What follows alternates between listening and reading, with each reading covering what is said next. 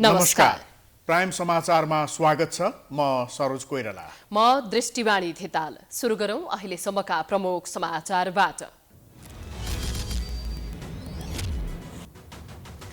सत्ता गठबन्धन बीच महानगर र उपमहानगरमा तालमेलको सहमति। 3 महानगर र 7 उपमहानगर प्रमुख कांग्रेसको भागमा कार्यान्वयनमा चुनौती। एमाले पनि साना दलहरूसँग गठबन्धनकै सहकार्यमा। राप्रपा नेपाल, परिवार दल र जनमोर्चाको असन्तुष्ट समूहसँग तालमेलको सर्कुलर। लोसपा जनमत पार्टीसँग संवाद।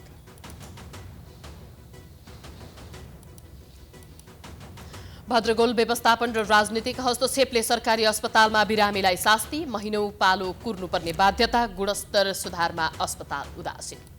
कोभिड संक्रमण न्यून भएसँगै पर्यटन तङ्ग्रिँदै। हिमाल आरोहणका लागि 800 बढीले लिए अनुमति। 42 करोड राजस्व सङ्कलन। सम्पर्क अधिकृतको गतिविधिमा निगरानी। अदालतको आदेशपछि गभर्नर अधिकारी काममा फर्किए। पूर्वाग्रही नभई काम गर्ने प्रतिबद्धता। अदालतले राष्ट्र बैंकको स्वायत्तता जोगाएको प्रतिक्रिया। श्रीलङ्का चरम आर्थिक सङ्कटमा। सहयोग गर्नु पूर्व श्रीलङ्का दिगो ऋण मार्गमा रहेको पर्याप्त आधार हुनु आवश्यक रहेको अन्तर्राष्ट्रिय मुद्रा कोषको शर्त। र इन्डियन प्रिमियर लिगमा आज दिल्ली क्यापिटल्स र पन्जाब किङ्स बीच खेल। दिल्लीका खेलाडीमा कोरोना देखिएपछि बन्द रङ्गशालामा प्रतिस्पर्धा।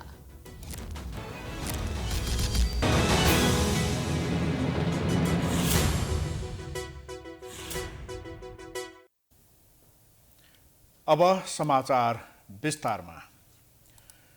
लामो रस्साकसीपछि सत्तारूढ गठबन्धनले स्थानीय निर्वाचनका लागि महानगरपालिका र उपमहानगरपालिकाको मेयर र उपमेयरको बाँडफाँडमा सहमति जुटाएको छ। प्रधानमन्त्री निवास बालुवाटारमा बसेको गठबन्धन दलको बैठकमा 6 महानगर र 11 उपमहानगरको मेयर र उपमेयर बाँडफाँडमा सहमति जुटाएको हो। सहमति अनुसार कांग्रेसले विराटनगर, काठमाडौँ र ललितपुरको मेयर तथा वीरगञ्ज, भरतपुर र पोखरा महानगरपालिकाको उपमेयर पद लिनेछ। त्यस्तै कांग्रेसले धरान, इटहरी, कलैया, बुटवल, तुलसीपुर, नेपालगञ्ज र धनगढीको मेयर पाएको छ भने जितपुर, सिमरा, घुराही र हेटौँडा उपमहानगरको उपप्रमुख पाएको छ। माओवादी केन्द्रले भरतपुर महानगरपालिका सहित जितपुर, सिमरा र घुराही उपमहानगरपालिकाको नेतृत्व पाउने भएको छ भने ललितपुर महानगर, धरान र धनगढी उपमहानगरको उपप्रमुख पाएको छ। त्यस्तै नेकपा एकीकृत समाजवादीले पोखरा महानगरपालिका र हेटौँडा उपमहानगरपालिकाको नेतृत्व पाएको छ भने काठमाडौँ महानगर, इटहरी, बुटवल र तुलसीपुर उपमहानगरको उपप्रमुख दिने सहमति भएको सरकारका प्रवक्ता एवं कांग्रेस नेता ज्ञानेन्द्र बहादुर कार्कीले जानकारी दिए।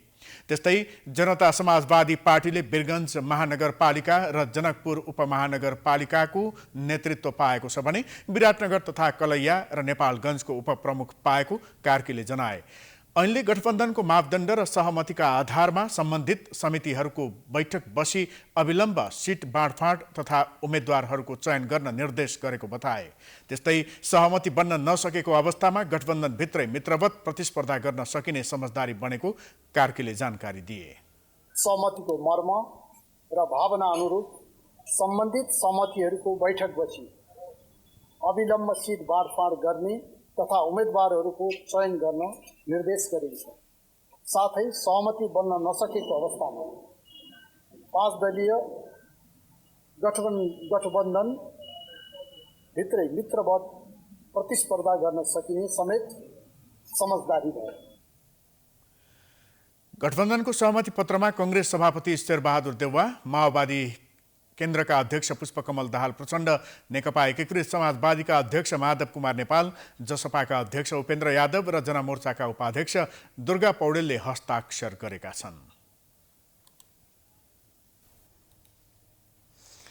सत्ता गठबन्धनले महानगरपालिका र उपमहानगरपालिकाको भागवण्डा सकसपूर्ण रूपमा टुङ्ग्याएको छ। महानगरपालिका र उपमहानगरपालिकामा गठबन्धन बीच भागवण्डा आधारमा बाँडफाँड भएपछि असन्तोषका स्वर पनि त्यत्तिकै देखिएका छन्। कांग्रेसको बलियो संगठन भएको कतिपय ठाउँमा स्थानीय कांग्रेसको भावनालाई नसमेटी केन्द्रले निर्णय लादेको भन्दै विरोध भएको छ। एक रिपोर्ट। नेपालको संविधानको धारा 56ले संघीय र लोकतान्त्रिक गणतन्त्र नेपालको मुख्य संरचना सङ्घ, प्रदेश र स्थानीय तह भएको किटान गरेको छ। साथै राज्य शक्तिको प्रयोग सङ्घ, प्रदेश तथा स्थानीय तहले गर्ने भनिएको छ। यसले गर्दा संविधानले सङ्घ, प्रदेश र स्थानीय तहलाई आफ्नै हैसियत प्रदान गरेको छ। संविधान नै स्थानीय मैत्री भए पनि महानगर, उपमहानगरको उम्मेद्वार केन्द्रले तोकेको छ। स्थानीयको भावना विपरीत महानगरपालिका र उपमहानगरपालिकामा प्रमुख र उपप्रमुख भागबण्डाका आधारमा गठबन्धन दलले तय गरेपछि असन्तोषका स्वरहरू पनि सुनिएका छन्। शीर्ष नेताहरू गठबन्धनको बैठकमा निर्णयहरू गरेर जिल्ला जिल्लामा पठाइरहनु भएको छ। के हामी कमजोर छौँ? मलाई लाग्दैन नेपाली कांग्रेस कमजोर छ। मलाई लाग्दैन नेपाली कांग्रेस एक्लै लड्यो भने पनि हामी हाम्रो गन्तव्यमा पुग्न सक्छौँ भन्ने मलाई आत्मविश्वास छ। विशेष गरेर काङ्ग्रेसको बलियो संगठन भएको ठानिएको भरतपुर महानगर, वीरगञ्ज र पोखरा महानगरमा काङ्ग्रेस बाहेकका दलले प्रमुख पाएपछि स्थानीय काङ्ग्रेस रुष्ट बनेको छ।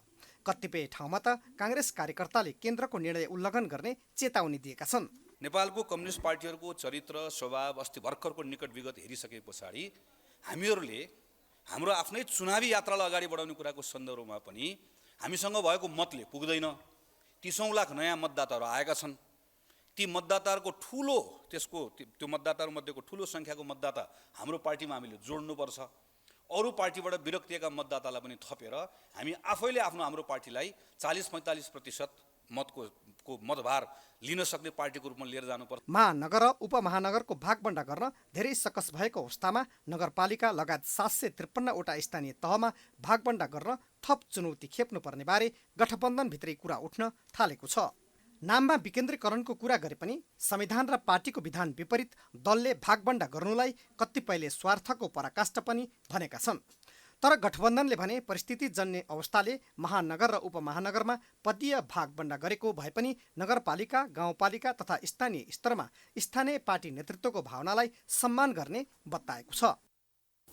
तलबाट नै मिलाएर ल्याउने, कसलाई कहाँ र कसलाई के र कसलाई कति भन्ने कुरा तलबाट नै मिलाएर एक्सर्साइज गरेर लिएर आउने। दोस्रो कुरा, तेस्रो कुरा चाहिँ के भने गठबन्धनको भावनालाई ध्यानमा राखेर, हैन, त्यसको मर्मलाई ध्यानमा राखेर, केन्द्रबिन्दुमा राखेर अनि सबै दलहरूले चाहिँ सम्मानजनक सहभागिता पाउने अवस्थालाई पनि प्रत्याभूति गर्ने गरी चाहिँ उम्मेदवारीको बाँडफाँडमा जान पर्दछ। काङ्ग्रेसका लागि भने महानगर र उपमहानगरका प्रमुखको बाँडफाँडका क्रममा स्थानीय काङ्ग्रेसले गम्भीर असन्तुष्टि जनाएको छ। संविधान, नियम, कानुन तथा पार्टीको विधान विपरीत केन्द्रबाट निर्णय लाद्ने प्रक्रियाले पार्टीमा गम्भीर असर पर्ने भन्दै स्थानीय कार्यकर्ताले असन्तोषको स्वर बढाए पनि नेतृत्व गम्भीर हुन सकेन। यद्यपि नेतृत्वले बाध्यताको उपजको रूपमा निर्णय गर्नु परेको प्रतिक्रिया दिएको छ। हामीले जे कुरा भनेका थियौँ केन्द्रमा यो स्थानीय आवश्यकता र अवस्था हेरेर तालमेल गर्ने भन्ने कुरा, त्यही मूल मन्त्रलाई समाएर स्थानीय पार्टी संरचनाहरू चाहिँ जुटिरहेका छन् र हामीले सबैतिर 77 जिल्लाकै हामी सम्पर्कमा छौँ। राजनीतिक शास्त्रका जानकारले भने लोकतन्त्रलाई नै धज्जी उडाउने गरी दलहरूबीच चुनावी तालमेल भएको प्रतिक्रिया दिएका छन्। चुनाव जित्नकै लागि गरिएको तालमेलले लोकतन्त्र र काङ्ग्रेसलाई फाइदा नहुने पनि राजनीतिक जानकारको भनाइ छ। नयाँ जेनेरेसनलाई चाहिँ नेपाली काङ्ग्रेसले आफ्नो प्रभावमा पार्न सकेको छैन। त्यस अर्थमा नेपाली काङ्ग्रेस विगतको इतिहासलाई हेर्ने हो, नेपाली काङ्ग्रेसको विगतको इतिहासलाई हेर्ने हो भने अहिले नेपाली काङ्ग्रेस ज्यादै कमजोर स्थितिमा छ। यो कुरो गठबन्धन गरेर अगाडि बढ्ने जुन संस्कृति नेपाली काङ्ग्रेसले अपनायो त्यसले पनि पुष्टि गर्छ। स्थानीय तहका 753 स्थानमध्ये महानगर 6, उपमहानगर 11, नगरपालिका 276, गाउँपालिका 460 र जम्मा वडा कार्यालय 6743 रहेका छन्। Political bureau, prime times HD, Kathmandu. आसन्न स्थानीय चुनावमा सत्तारूढ दल गठबन्धनले चुनावी तालमेल अघि बढाएसँगै प्रमुख प्रतिपक्षी दल नेकपा एमाले साना दलसँग गठबन्धन बनाउन तात्तिरहेको छ। सोही अनुसार नेकपा एमाले विभिन्न साना शक्तिहरूलाई साथमा लिएर चुनावमा जाने तयारी गरेको हो। एक रिपोर्ट। केही साता अगाडि सार्वजनिक कार्यक्रममा बोल्ने क्रममा नेकपा एमाले अध्यक्ष केपी शर्मा ओलीले गठबन्धनलाई एमाले नै हराउन सक्ने भाषण दिइरहेका हुन्थे। केही दिन अगाडि मात्र अध्यक्ष ओलीले सत्तारूढ गठबन्धनलाई कटाक्ष गर्दै गठबन्धनलाई 1-1 किलोको 5वटा ढक र एमाले क्विन्टल भएको भन्दै कटाक्ष गरेका थिए। तर उनी साना दलसँग चुनावी तालमेलको लागि दौडधुप गरिरहेका छन्। केही दिन अघि मात्र एमाले हिन्दू राज्यको माग गर्दै आएका कमल थापा नेतृत्वको राष्ट्रिय प्रजातन्त्र पार्टी नेपाल र एकनाथ ढकालको नेतृत्वमा रहेको परिवार दलसँग गठबन्धन गर्ने औपचारिक सहमति गरेको छ। ती दलले देशभर सम्भव भएका स्थानमा तालमेल गर्ने, आफ्ना उम्मेद्वार नभएका स्थानमा एमालेका उम्मेद्वारलाई सघाउने एमालेसँग राप्रपा नेपाल र परिवार दलबीच जिल्ला तहमा सहमतिमा उम्मेद्वार भएका स्थानमा सूर्य चिन्हमा निर्वाचनमा जाने सहमति भएको हो। निर्वाचित भए पनि आफ्नै दलमा रहने पनि उल्लेख गरिएको छ। बुधबार मात्रै एमाले महासचिव शङ्कर पोखरेलले सर्कुलर जारी गर्दै राप्रपा नेपाल, परिवार दल र राष्ट्रिय जनमोर्चाको विद्रोही समूहसँग चुनावी तालमेल गर्न तल्ला निकायलाई निर्देशन दिएका छन्। त्यस्तै एमालेबाट माधव कुमार समूह टुक्रिएर नेकपा एकीकृत समाजवादी बनेपछि संगठन कमजोर भएको आकलन गरिए पनि एमाले त्यो स्वीकार्न तयार छैन। तर पनि एमाले अझै अरू शक्तिसँग पनि सहकार्यका लागि गृह कार्यमै छ। यसै क्रममा नेकपा एमाले मध्य प्रदेशले लोसपासँग गठबन्धनको लागि आन्तरिक छलफल गरिरहेको छ। छलफलपछि भागभण्डा मिलेको खण्डमा मध्य प्रदेशमा एमाले र लोसपाको गठबन्धन हुनेछ। त्यस्तै चुनाव रोक्नको लागि दबाब दिइरहेको विप्लव समूहसँग पनि एमाले चुनावी तालमेल गर्ने सम्भावना देखिन्छ। केही दिन अघि ओलीले विप्लवलाई चुनाव सार्ने सत्ता गठबन्धनको गोटी नबने सूर्य चिन्हबाट चुनाव लड्न आह्वान गरेका थिए। त्यस्तै ओलीले नै मूलधारको राजनीतिमा ल्याएका सीके राउतको जनमत पार्टी पनि चुनावी मैदानमा उभिएको छ। उसले पनि चुनावमा एमालेसँग सहकार्य गर्ने रणनीति बनाएको बताइन्छ। एक्लै चुनावमा जान कठिन मानिरहेका साना दल अनि गठबन्धनसँग हच्किएको नेकपा एमाले सँगसँगै चुनावमा जाने तयारी गरेका हुन्। सत्तारूढ गठबन्धन तालमेल गरी अघि बढ्न खोज्दा एमाले पनि साना दलको साथ खोजेको देखिन्छ भने साना दल पनि ठूलो दल एमालेको छहारीमा बस्न खोजेको देखिन्छ। स्थानीय तहको निर्वाचन आउन 3 हप्ता बाँकी रहँदा दलहरू घोषणापत्र निर्माण र सार्वजनिक गर्न व्यस्त छन्। आज मात्रै जनता समाजवादी पार्टी र राप्रपाले घोषणापत्र सार्वजनिक गरेका छन्। विगतमा जस्तै दलहरूले काम चाहिँ नगर्ने, कागजमा चाहिँ समेट्ने योजना र लक्ष्यले अहिले पनि मतदातालाई लोभ देखाउने काम गरेका छन्। एक रिपोर्ट। निर्वाचनका बेला राजनीतिक दलहरूको प्रतिबद्धता पत्र वा घोषणापत्र हेर्ने हो भने नेपालले विकासमा धेरै फड्को मारिसक्थ्यो। अहिले यही महिना हुन लागेको स्थानीय तहको निर्वाचनमा मतदातालाई आफूतिर आकर्षित गर्नका लागि घोषणापत्र बनाएर सार्वजनिक गरिरहेका छन्। बुधबार जनता समाजवादी पार्टीले स्थानीय तह निर्वाचनका लागि घोषणापत्र सार्वजनिक गरेको छ। पहिचान, संहिता, सुशासन र सदाचार स्थानीय सरकार समृद्धिको मूल आधारलाई जसपाले मुख्य नारा बनाएको छ। जसपाले विजय प्राप्त गरेका स्थानीय तह सञ्चालन गर्दा यसका जनप्रतिनिधिहरू पार्टीको सिद्धान्त र मान्यतामा आधारित भई परिचालित हुने घोषणापत्रमा भनिएको छ। यसैगरी स्थानीय तहको आर्थिक तथा सामाजिक विकासलाई दिगो बनाउन दीर्घकालीन सोच र उद्देश्यमा स्पष्टता, लक्ष्यहरूको किटान र ती लक्ष्यहरू हासिल गर्न आवश्यक नीतिगत व्यवस्था र कार्यक्रमिक योजनाहरू निर्माण गरिनेछ। घोषणापत्रमा हरेक पालिकामा स्थानीय विशिष्टता अनुसार सेरोफेरोमा चक्रपथ निर्माण गर्ने र पानीको महसुल 200 रुपियाँसम्म मिनाहा गर्ने उल्लेख छ। आधुनिक शौचालय नभएको घरलाई शौचालय बनाउन 10,000 रुपियाँ अनुदान दिने जसपाको घोषणा छ। त्यस्तै शिक्षामा 10% बजेट विनियोजन गर्ने, हरेक पालिकामा बर्थिङ सेन्टर, हरेक ओडामा चिकित्सक सहितको स्वास्थ्य सेवा दिने पनि जसपाले घोषणापत्रमा उल्लेख गरेको छ। आइतबार नै राष्ट्रिय प्रजातन्त्र पार्टी राप्रपाले वैशाख 30 गते हुने स्थानीय तह निर्वाचनका लागि घोषणापत्र सार्वजनिक गरेको छ। राप्रपाले हाल कायम स्थानीय करको दर परिमार्जन गरी 50% सम्म स्थानीय कर कटौती गरेर न्यूनतम करको व्यवस्था गर्ने घोषणा गरेको छ। यस्तै रोजगारमूलक उद्योग स्थापना गर्नेलाई भौतिक पूर्वाधार निर्माणमा सहयोग तथा 10 वर्षसम्म स्थानीय कर छुट दिने घोषणा पनि राप्रपाले गरेको छ। महिलाद्वारा सञ्चालित साना तथा घरेलु उद्योग व्यवसायमा 12 वर्षसम्म स्थानीय कर छुट दिने पनि राप्रपाको घोषणापत्रमा उल्लेख छ। सबै नागरिकलाई निशुल्क स्वास्थ्य बिमा गर्ने, सुत्केरी सेवा तथा निम्न आय भएका सुत्केरीलाई 3 महिनासम्म मासिक रूपमा 3,000 भत्ता दिने घोषणा पनि राप्रपाले गरेको छ। घोषणापत्रमा राष्ट्र, राष्ट्रियता, प्रजातन्त्र, स्थायित्व र समृद्धिका लागि मुलुकमा सर्वधर्म समभावपूर्ण धार्मिक स्वतन्त्रता सहितको सनातन धर्म सापेक्ष हिन्दू राष्ट्र, संवैधानिक राज संस्था सहितको प्रजातन्त्र, सुदृढ स्थानीय स्वायत्त शासन प्रणाली, वृहत राष्ट्रिय एकता र आर्थिक उदारीकरण राष्ट्रिय पार्टीको आधार स्तम्भ भएको उल्लेख गरिएको छ।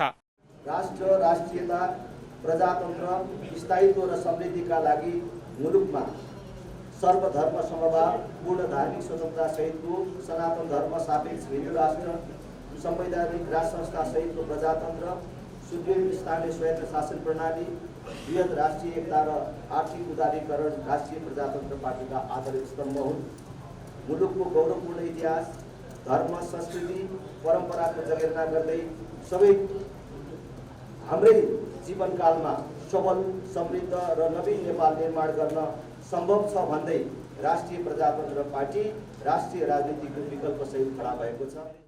जसपा र राप्रपाले जस्तै सबैजसो दलहरूले निर्वाचनको मुखमा यस्ता प्रतिबद्धता व्यक्त गर्ने गर्दछन्, तर चुनाव जितेपछि यी प्रतिबद्धता कार्यान्वयन हुँदैनन्। स्थानीय तह निर्वाचनका लागि नेपाली काङ्ग्रेस, नेकपा एमाले र नेकपा माओवादी केन्द्रले पनि घोषणापत्र निर्माण गरिरहेका छन्। नेकपा एकीकृत समाजवादीले भने घोषणापत्र सार्वजनिक गरिसकेको छ।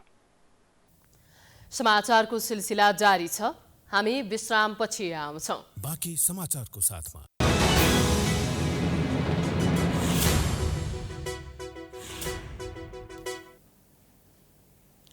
विश्रामपछि स्वागत छ। अब बाँकी समाचार। स्थानीय चुनाव नजिकै गर्दा एकातिर उम्मेद्वारका आकांक्षीहरू खुल्न थालेका छन् भने अर्कोतिर स्थानीय तहका प्रमुख भएर गरेका कामहरूको समीक्षा पनि हुन थालेको छ। अघिल्लो चुनाव जितेर 5 वर्षको कार्यकाल सकिसकेका प्रमुख उपप्रमुखले आफ्नो कार्यकाल सफल भएको दावी गरे पनि स्थानीयहरू भने उनीहरूको कामबाट सन्तुष्ट हुन सकेका छैनन्। कीर्तिपुर नगरपालिकामा पनि प्रमुख उपप्रमुखको दावी र स्थानीयको मूल्याङ्कन बाझिएको छ। एक रिपोर्ट। चुनाव नजिकै गर्दा प्राइम टाइम्स टेलिभिजनले बुधबार कीर्तिपुर नगरपालिकामा नगरपालिकाका मेयर र आकांक्षीसँग अन्तर्क्रिया गर्यो। अन्तर्क्रियाका क्रममा मेयर र उपमेयरले आफूले राम्रो काम गरेको दावी गरे भने केही उम्मेद्वारका आकांक्षीले मेयर र उपमेयरको दावीलाई गलत भएको आरोप लगाए। उता स्थानीयहरू पनि नगरपालिकाको नेतृत्वसँग सन्तुष्टि देखिएन। 2074 सालको चुनावबाट जितेर नगरपालिका हाँक्न आएका मेयर रमेश महर्जनले आफूले 85% काम गरेको दावी गरे। उनले सडक निर्माण लगायत सफा कीर्तिपुर बनाउने काम गरेको बताए। ग्रिन सिटी स्मार्ट सिटीको लागि भने आफूलाई समय कम भएको दावी गरे। उनलाई उपमेयर सरस्वती खड्काले पनि साथ दिइन्।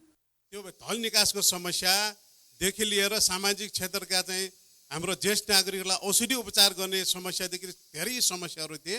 ती समस्याहरूलाई नै हामीले 50 वटामा क्याटेगोरिज गरेका थियौँ र त्यसै अर्थमा हामीले 50 बुढे प्रतिबद्धता जाहेर गरेका थियौँ र त्यही समस्याहरूलाई नै हामीले करिब 40-42 वटा हामीले गरेका थियौँ। त्यस अर्थमा हामी सफल भन्ने मलाई लाग्छ। जनताको काम मैले प्रष्ट रूपमा दावाका साथ भन्छु, सफलतापूर्वक जनताको काम गरेको छु। जे जति गरेको छु ती कामहरू चाहिँ राम्रा काम गरेको छु। नराम्रा काम चाहिँ कुनै बखत पनि मैले गरेको छैन र कानुनको अनभिज्ञता छेप्पे छैन। कानुनी रूपमा नमिल्ने काम मैले गरेको छैन। त्यसो त आसन्न चुनावमा मेयर आकांक्षी बनेका नेपाली काङ्ग्रेसका नेताले पनि सबै नभए पनि सन्तोषजनक काम गरेको बताए। तर उनले अझै धेरै काम गर्न बाँकी रहेको पनि स्मरण गराएका छन्। अब जनजीविकासँग सम्बन्ध राख्ने सरसफाइ, खानेपानी, जस्तै स्वास्थ्य शिक्षा जस्ता विषयहरूमा चाहिँ उहाँहरू चुक्नु भएको छ। उहाँले अपेक्षित काम गर्न सक्नु भएको छैन। त्यस्तै नेकपा माओवादी केन्द्र, एकीकृत समाजवादी, जनता समाजवादी पार्टीले मेयरको काम कारबाही सन्तोषजनक नभएको टिप्पणी गरे। उनीहरूले आफूले नगरपालिका सम्हालेको भए योभन्दा धेरै काम गर्ने दावी समेत गरे।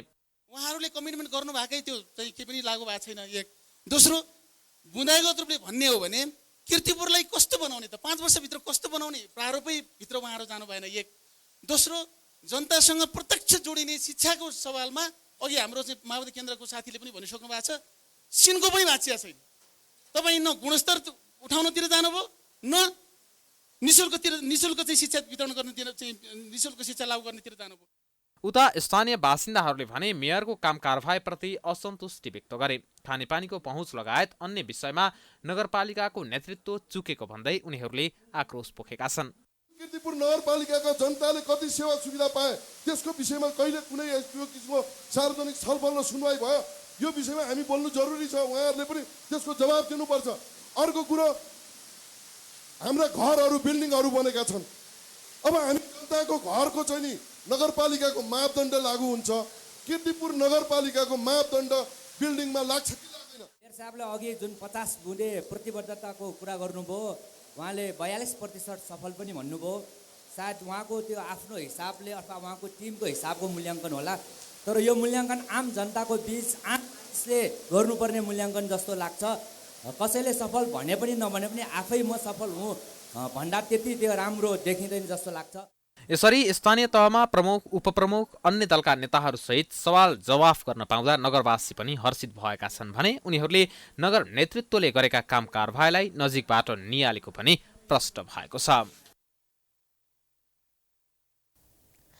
निर्वाचन आयोगले स्थानीय तहका उम्मेद्वारलाई दिएको एउटा महत्त्वपूर्ण निर्देशनमा सर्वोच्च अदालतले अंकुश लगाएको छ।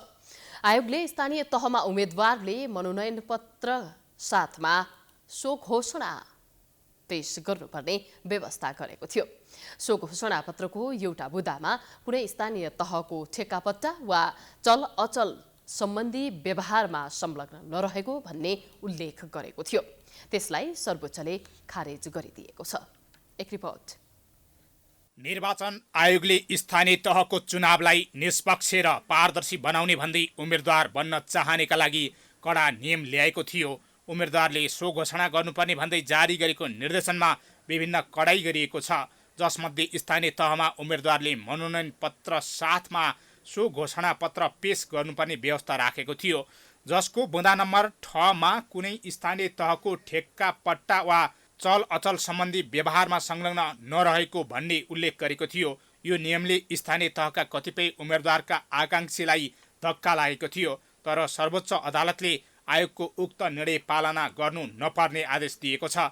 न्यायाधीश नकुल सुवेदीको इजलासले स्थानीय तह निर्वाचन ऐन 2073 मा स्थानीय तहको ठेक्का पट्टा वा अन्य चल अचल सम्पत्तिको व्यवहारमा संलग्न रहेका व्यक्ति उम्मेद्वार निषेध नगरेको तर निर्देशिका वा कार्यविधि बनाएर लागू गरिएको भन्दै त्यो व्यवस्था कार्यान्वयन नगर्न भनेको हो। अदालतले सम्बन्धित पालिकामा ठेक्का कारोबार नभएका ठेकेदारलाई उम्मेद्वार बन्नबाट नरोक्न निर्वाचन आयोगका नाममा आदेश जारी गरेको छ।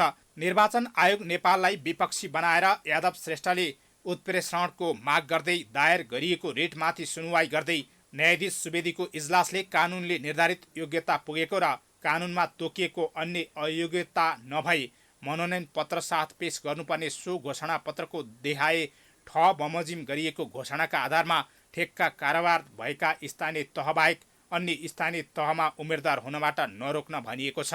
सर्वोच्चले आयोगले जारी गरेको आचार संहितालाई व्याख्या गर्दै आफ्नो स्थानीय तहको ठेक्का पट्टामा संलग्न रहेको व्यक्ति मात्र उम्मेद्वार बन्न नपाउने स्पष्ट पारेको हो। अन्यत्र ठेक्का लिएको भई उम्मेदवारी दिन अब रोकावट हुने छैन। आयोगले जारी गरेको आचार संहितामा ठेक्का पट्टामा संलग्न उम्मेद्वार हुन पाउने भन्ने प्रावधानमाथि केही दुविधा थियो, त्यसलाई सर्वोच्चले व्याख्या गरेको हो। कुनै पनि व्यक्ति आफ्नो व्यावसायिक कारोबार भइरहेको स्थानीय तहमा निर्वाचित हुँदा निर्णय प्रक्रियामा स्वार्थ बाजिने अवस्था सिर्जना हुने सर्वोच्चको फैसलामा उल्लेख छ, तर ठेक्का पट्टा व्यवसाय गरेकै आधारमा स्थानीय तहको उम्मेद्वार हुन रोक लगाउने आयोगको निर्णय भने संविधान अनुकूल नभएको फैसलामा उल्लेख छ। विशेषज्ञ चिकित्सक पर्याप्त पूर्वाधार र उपकरण भए पनि भद्रगोल व्यवस्थापन र राजनीतिक हस्तक्षेपले अधिकांश सरकारी अस्पतालमा बिरामीले निकै शास्ति खेप्नुपर्छ। शहरी क्षेत्रमा सेवाग्राहीको बढ्दो चाप व्यवस्थापन र ग्रामीण क्षेत्रमा जनशक्ति तथा उपकरण नहुँदा बिरामी महँगो शुल्क तिरेरै निजी क्षेत्रमा धाउन बाध्य छन्। एक रिपोर्ट। मुलुकका अधिकांश सरकारी अस्पतालको सेवा र उपकरणको अवस्थाको बिजोग छ। कतै जनशक्ति छैनन्, कतै प्रयोग हुन्न, कतै पालो पर्खिन महिनौसम्म लाग्छ। अस्पताल पुगेका बिरामी हैरानी खेप्नुपर्छ। सरकारी अस्पतालमा भोग्नुपर्ने शास्तिले बिरामी र आफन्तलाई निजी अस्पताल पुग्न बाध्य पारेको छ। चिकित्सकको अभाव अनि घण्टौंको लाइन, जनताको उपचारमा वर्षौनी अरबौं रुपैयाँ खर्च भइरहेको छ। अरबौं रुपैयाँ बजेट छुट्याइन्छ तर सरकारी अस्पतालहरूले दिने सेवा सुविधामा सुधार हुन सकेको छैन। बुधबार काठमाडौँको त्रिवी शिक्षण अस्पतालमा भेटिएका नुवाकोटका सोमबहादुर श्रेष्ठ उनको बुबाको उपचारका लागि अस्पताल धाउन थालेको 1 महिना बितिसकेको छ। यो अवधिमा उनले बुबाको टाउको सिटी स्क्यान र एमआरआई गरेर रिपोर्ट लिनका लागि मात्रै यतिका समय कुर्नु परेको गुनासो गर्छन्। निजी अस्पतालमा उपचारका लागि लैजान आर्थिक अवस्था कमजोर भएकै कारण महिनौसम्म सरकारी अस्पतालमा पालो पर्खिन बाध्य बनेको गुनासो उनको छ। अब यस्तो धायो, अब लगभग महिनैभरि धायो। अब हामीले प्राइभेट हस्पिटलमा जान सकिँदैन, खर्च अब बढी लाग्छ होइन। त्यही एमआरआई गर्न नै प्राइभेट हस्पिटल गर्ने 30-40 हजार खर्च हुँदो रहेछ। यहाँ अब लगभग 10-12 हजार हुने। त्यही भएर चाहिँ हामी त्यही भएर चाहिँ यहीँ गरेको। लगभग धेरै टाइम लाग्दो रहेछ, कुरे जे गरेर पनि लाइन बस्नुपर्ने। 1.5 महिना त हाम्रो साह्रै गाह्रो भयो भने, धेरै गाह्रो भयो नि। सोही अस्पतालमै भेटिएका ओखलढुङ्गाका रूपक राई पनि सरकारी अस्पतालको अस्तव्यस्त अवस्थाप्रति निकै हैरानी भएका छन्। उपचारकै लागि टाढाबाट शिक्षण अस्पताल आइपुगेका राई अस्पतालमा सामान्य उपचार बाहेकका उपकरण प्रयोग गरेर हुने उपचार गर्नु परेको अवस्थामा अन्यन्त्र जानुपर्ने बाध्यता रहेको सुनाउँछन्। 1 महिना पछाडि डेटको लागि त पेसेन्ट्सहरूको नि एकदम क्रिटिकल हुन्छ। 1 महिनासम्ममा त त्यो अब जति जे पनि हुनसक्छ, इभन डेट पनि हुनसक्छ नि होइन। त्यसको लागि चाहिँ अब तपाईँको यहाँ गऱ्यौँ भने वेट गर्नु पऱ्यो, होइन भने इमर्जेन्सीमा गर्दाखेरि चाहिँ यहाँ नहुने भएकोले बाहिर अन्तै अरू कुनै डायग्नोस्टिक सेन्टरबाट अथवा जहाँ चाहिँ डक्टरले रिफर गर्छ त्यहाँबाट गरेर लिएर आउनु पर्ने त्यो कन्डिसन छ क्या। हामीले पनि अहिले एक्ज्याक्टली त्यही गरेको। वीर अस्पताल लगायत अन्य थुप्रै अस्पतालमा धाउँदै अहिले शिक्षण अस्पतालमा भेटिएकी तिलकुमारी तिमल सिन्हा अस्पतालमा धाउन थालेको 1 वर्ष भइसक्यो, तर उनको रोग के हो पत्ता लाग्नै सकेको छैन। अहिले उनी सरकारी अस्पतालले दिने गुणस्तर प्रति नै गुनासो गर्छिन्। वीर हस्पिटल गएँ, त्यहाँ धाउँदा केही लागेन। अनि यो जिब्रो पनि दुख्ने, यो घाँटी दुख्ने, नाकान घाँटीमा गएँ। अनि वीर हस्पिटलमा के अरे हर्मनले भन्यो अथवा केही छैन, हर्मनले भन्यो। नाकान घाँटीमा गएको त बेला नसाले भन्यो, नसामा डिप्रेसनको औषध दियो, विषय पनि हुँदैन। स्वास्थ्य सामग्री तथा मेसिन बिग्रिएमा त्यसको मर्मत नगरी बिरामीलाई बाहिर रहेका निजी ल्याबमा रिफर गर्ने, अधिकांश स्वार्थको निम्ति ढिलासुस्ती गर्ने, डाक्टरले आफ्नो निजी क्लिनिक लक्षित काम गर्ने जस्ता गैर व्यावहारिक नियतिले गर्दा निम्न आय स्रोत भएका बिरामी मारमा परेका छन्। यसप्रति सरकारवाला निकायले ध्यान दिन सकेको छैन।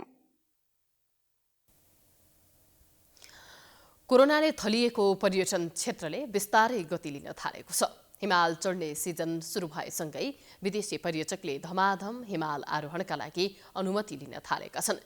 यो सँगै पर्यटन विभागले सन् 2022 को वसन्त ऋतुमा पर्वतारोहण दलसँग खतिनी सम्पर्क अधिकृतको कडाइका साथ निगरानी गर्ने भएको छ। एक रिपोर्ट।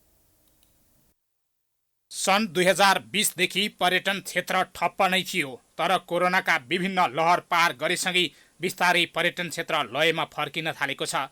खास गरी ठूलो रकम राजस्वको रूपमा सङ्कलन हुने पर्यटन क्षेत्रको हिमाल आरोहणमा यो वर्ष पनि पर्यटकको उत्साह देखिएको छ।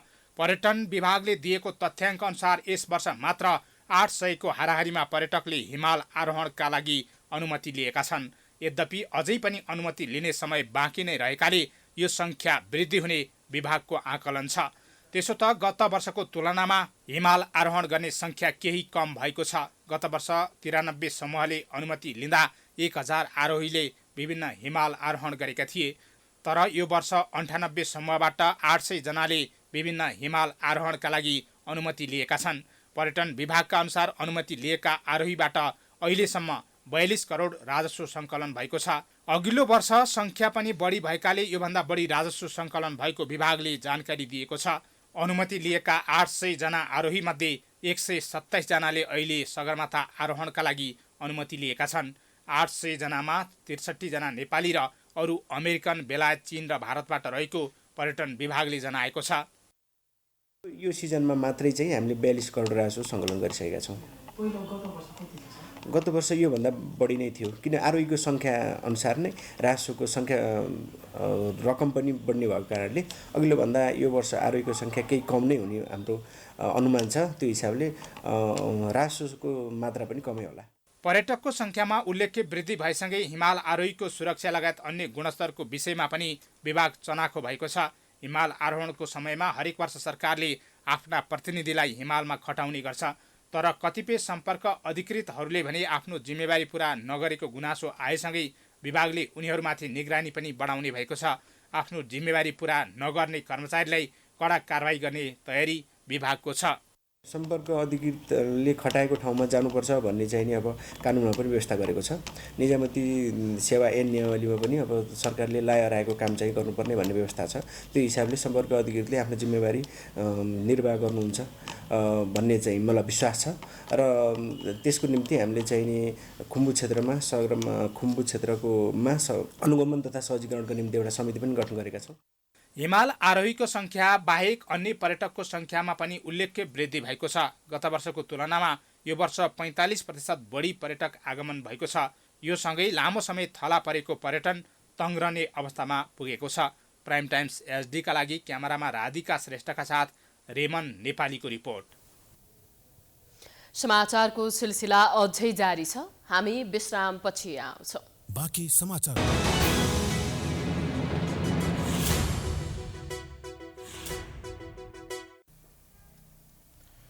विश्रामपछि स्वागत छ। अब आर्थिक समाचार।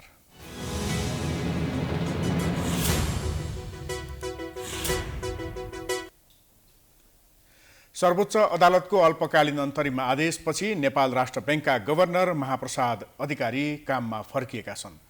अदालतको निर्णयले राष्ट्र बैंकको स्वायत्तता जोगिएको भन्दै गभर्नर अधिकारीले पूर्वाग्रही भएर काम नगर्ने बताएका छन्। एक रिपोर्ट। बुधबार विजयी मुद्रामा हात हल्लाउँदै नेपाल राष्ट्र बैंक प्रवेश गरेका गभर्नर महाप्रसाद अधिकारीलाई राष्ट्र बैंकका कर्मचारीले फूलमालासहित स्वागत गरे।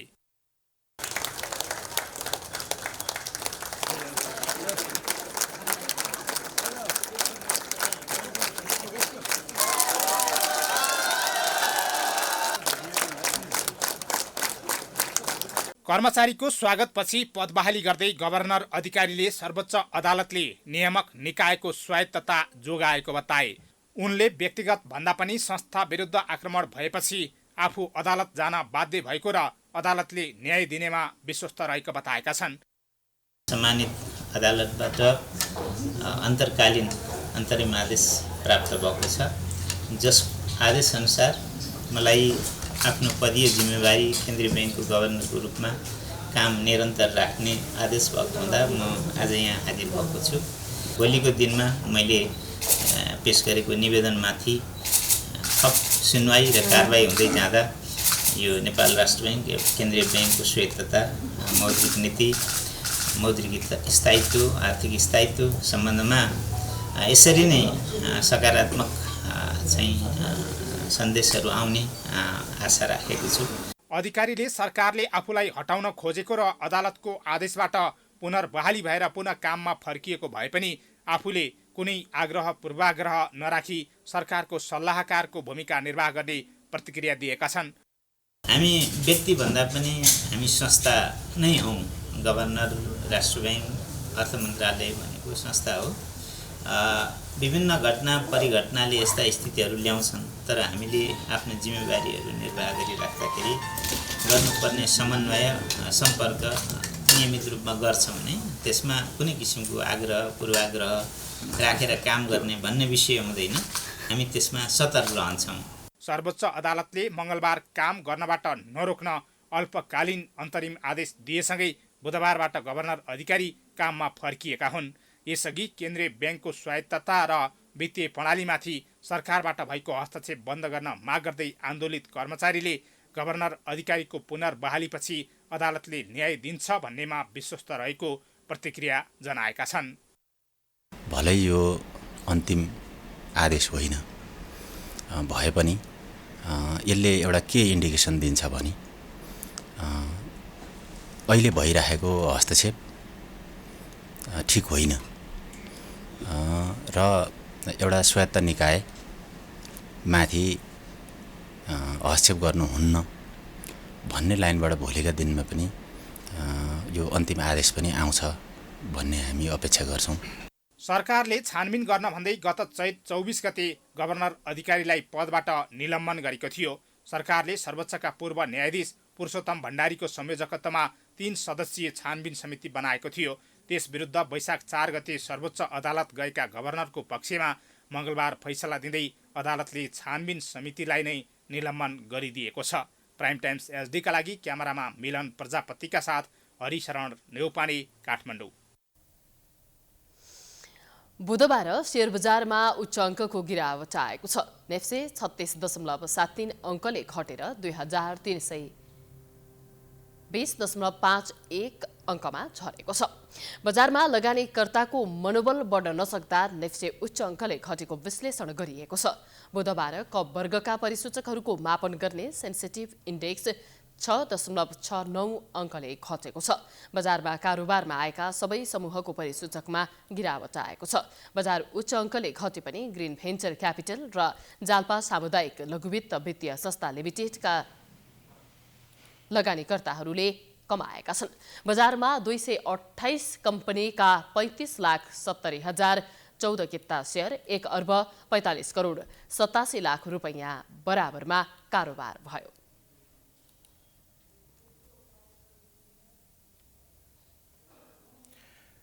नेपाल निर्माण व्यवसायी महासंघले विभिन्न मागहरू राख्दै सार्वजनिक खरिद अनुगमन कार्यालय र बीमा समितिमा धरना दिने भएको छ।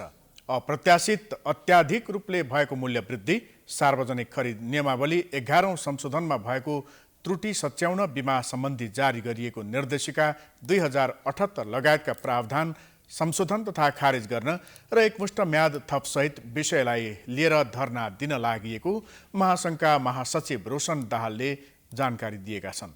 महासंघले बिहिबार 11 बजे सार्वजनिक खरिद अनुगमन कार्यालय ताहाचल र 1 बजे बीमा समिति कुपन्डोलमा धरना दिने गरी आन्दोलनका कार्यक्रमहरू सार्वजनिक गरेको छ। आफ्नो मागका विषयमा सरकारवाला निकायहरूलाई पटक पटक ध्यानाकर्षण गराउँदा पनि बेवास्ता गरेको कारण बाध्य भएर आन्दोलनमा होमिनु परेको महासचिव दाहालले बताएका छन्।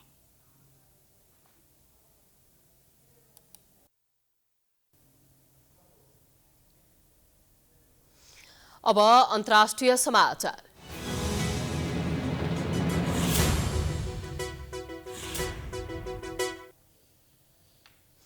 अन्तर्राष्ट्रिय मौद्रिक कोषले श्रीलङ्कालाई आर्थिक सहयोग गर्नु पूर्व श्रीलङ्का दिगो ऋण मार्गमा रहेको पर्याप्त आधार हुनु आवश्यक रहेको बताएको छ। आइएमएफ श्रीलङ्का मिसन प्रमुख मासाहिरो नोजाकीले एक वक्तव्यमा आइएमएफ प्रबन्ध निर्देशक क्रिस्टलिना जर्जिएभाले मङ्गलबार श्रीलङ्काको प्रतिनिधि मण्डलसँग ऋण विकल्प र नीति योजनाबारे छलफल भएको बताइन्। उनले आइएमएफ समर्थित कार्यक्रम श्रीलङ्काको भुक्तानी समस्याको तीव्र सन्तुलन समाधान गर्ने र अर्थव्यवस्थालाई सकेसम्म चाँडै दिगो विकास मार्गमा फर्काउने हिसाबले डिजाइन गरिनुपर्ने प्रारम्भिक निष्कर्ष निस्किएको बताएका छन्। चरम आर्थिक सङ्कटको सामना गरिरहेको श्रीलङ्कामा आर्थिक सङ्कट विरुद्धको प्रदर्शन बढ्दै गएपछि श्रीलङ्काले हाल अन्तर्राष्ट्रिय मुद्रा कोषसँग द्रुत वित्त साधन ऋणका लागि आग्रह गरेको छ। अन्तर्राष्ट्रिय मुद्रा कोषले हाल श्रीलङ्कामा देखा परेको चरम आर्थिक सङ्कट र यसका कारण आम मानिसले भोग्न परेको समस्यालाई लिएर चासो व्यक्त गरेको पनि नोजाकीले जानकारी गराएका छन्। यद्यपि आइएमएफले गत महिना गरेको वार्षिक आर्थिक समीक्षामा श्रीलङ्काको सार्वजनिक ऋण अस्थिर रहेको र आकस्मिक आरएफआई सहित कुनै पनि आइएमएफ ऋण अगाडि बढाउन पूर्व ऋण स्थायित्व पुनर्स्थापित गर्न देशले कदम चाल्नु आवश्यक रहेको भन्ने निष्कर्ष निकालेको नोजाकीको भनाइ छ।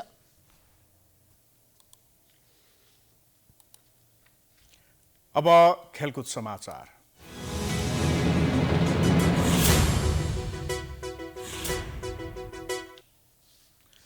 जारी इन्डियन प्रिमियर लिग आइपिएलमा आज दिल्ली क्यापिटल्स र पन्जाब किङ्स बीच खेल भइरहेको छ। तर अहिलेको खेल भएको रङ्गशाला भने अरू जस्तो सामान्य र रङ्गशाला भने होइन। आजको खेल बन्द रङ्गशालामा भइरहेको छ। दिल्ली टिमका खेलाडीमा कोरोना संक्रमण देखिएपछि भारतीय क्रिकेट बोर्डले मैदान परिवर्तन गरेर बन्द रङ्गशालामा खेल गराएको हो। अहिले खेल पुणेको एमसिप स्टेडियममा भएको छ। दिल्लीका 5 जनामा कोरोना पोजिटिभ देखिएको थियो भने मिचेल मार्सलाई अस्पताल भर्ना गरिएको छ। एक खेलाडी र 4 जना अफिसियलमा कोभिड देखिँदा टिमका सबै सदस्यको पनि परीक्षण गरिएको छ। 16 तारिकमा देखिएको कोभिडका कारण दिल्ली टिमका सबै खेलाडीको बारम्बार परीक्षण भइरहेको छ। चौथो चरणको कोभिड टेस्ट हुँदा सबैको रिपोर्ट नेगेटिभ आएको छ। जारी आइपिएलमा 5 खेल खेलेको दिल्ली 4 अङ्क सहित 8औं स्थानमा छ भने 6 खेल खेलेको पंजाब 6 अङ्क सहित 7औं स्थानमा छ।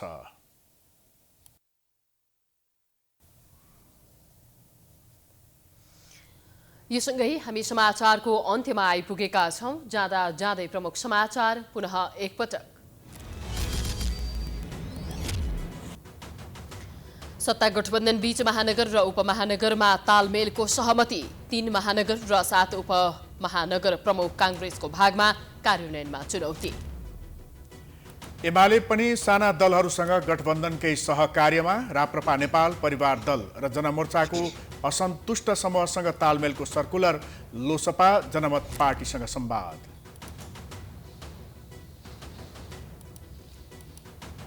भद्रगोल व्यवस्थापन र राजनीतिक हस्तक्षेपले सरकारी अस्पतालमा बिरामीलाई शास्ति। महिनौं पालो कुर्नुपर्ने बाध्यता। गुणस्तर सुधारमा अस्पताल उदासीन। कोभिड संक्रमण न्यून भएसँगै पर्यटन तङ्ग्रिँदै। हिमाल आरोहणका लागि 800 बढीले लिए अनुमति। 42 करोड राजस्व सङ्कलन। सम्पर्क अधिकृतको गतिविधिमा निगरानी। अदालतको आदेशपछि गभर्नर अधिकारी काममा फर्किए। पूर्वाग्रही नभई काम गर्ने प्रतिबद्धता। अदालतले राष्ट्र बैंकको स्वायत्तता जोगाएको प्रतिक्रिया। श्रीलङ्का चरम आर्थिक सङ्कटमा। सहयोग गर्नु पूर्व श्रीलङ्का दिगो ऋण मार्गमा रहेको पर्याप्त आधार हुनु आवश्यक रहेको अन्तर्राष्ट्रिय मुद्रा कोषको शर्त। र इन्डियन प्रिमियर लिगमा आज दिल्ली क्यापिटल्स र पंजाब किङ्स बीच खेल। दिल्लीका खेलाडीमा कोरोना देखिएपछि बन्द रङ्गशालामा प्रतिस्पर्धा। समाचार अहिलेलाई सकियो। यसपछिको प्रस्तुति जनता जान्न चाहन्छन् ऋषिकमलाको साथमा। हेर्दै गर्नुहोला प्राइम टाइम्स एचडी। नमस्कार।